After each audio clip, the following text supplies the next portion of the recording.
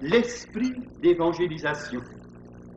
Et nous avons dit un mot sur le sens authentique, témoin de l'Évangile.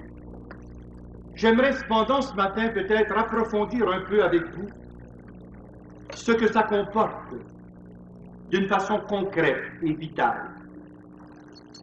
D'abord, quand on demande à quelqu'un d'être témoin, on lui demande de venir jurer sur l'Évangile, de dire la vérité, toute la vérité et rien la vérité, que Dieu me vienne en aide.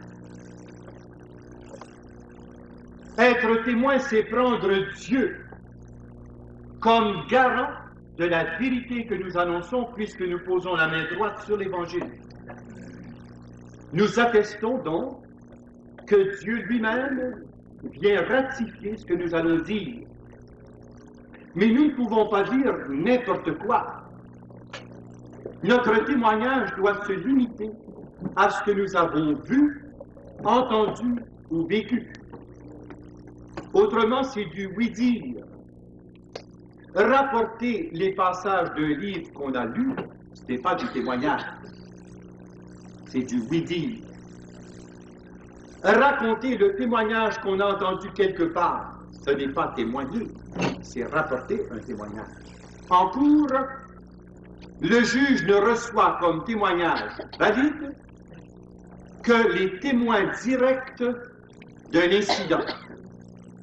Et la personne doit dire la vérité, rien que la vérité, mais toute la vérité, de ce qu'elle a vu, entendu ou vécu. Vous voyez maintenant pourquoi, dans les Actes des Apôtres, Pierre et Jean devant le Sanhédrin ont répondu comme ils l'ont fait. Nous ne pouvons, quant à nous, ne dire que ce que nous avons vu et entendu, car nous avons touché la gloire de celui en qui habite la plénitude de la divinité. En son nom et en aucun autre nom avons-nous le salut. C'est ça le témoignage. Ils ont vu le Christ Jésus, ils l'ont vu dans son ministère public, ils l'ont vu dans sa passion et dans sa mort, ils l'ont vu dans sa résurrection, ils l'ont vu monter dans la gloire et ils portent témoignage. Ils ont entendu les paroles de vérité qui sont jaillies de ses lèvres. Et alors, ils disent clairement ce qu'ils ont entendu du Verbe de vie. Et ils ont vécu en sa présence, avant, pendant et après son ministère public, jusqu'au moment où il a quitté ce monde pour retourner vers son Père. Et ils ont vécu communautairement l'effusion du Saint-Esprit, la Pentecôte nouvelle.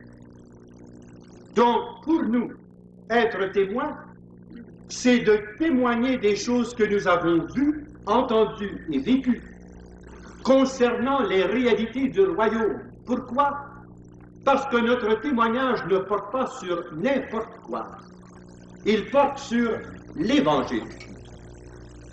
Si nous sommes témoins, c'est pour évangéliser, proclamer la bonne nouvelle du salut.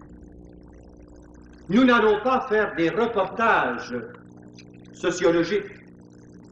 Nous n'allons pas non plus donner des instructions théologiques ou un enseignement moral quand nous témoignons. Nous proclamons la bonne nouvelle que Jésus est Seigneur, que Jésus est vivant et vrai, que Jésus est amour et que Jésus nous aime tels que nous sommes, quels que soient nos problèmes et nos difficultés.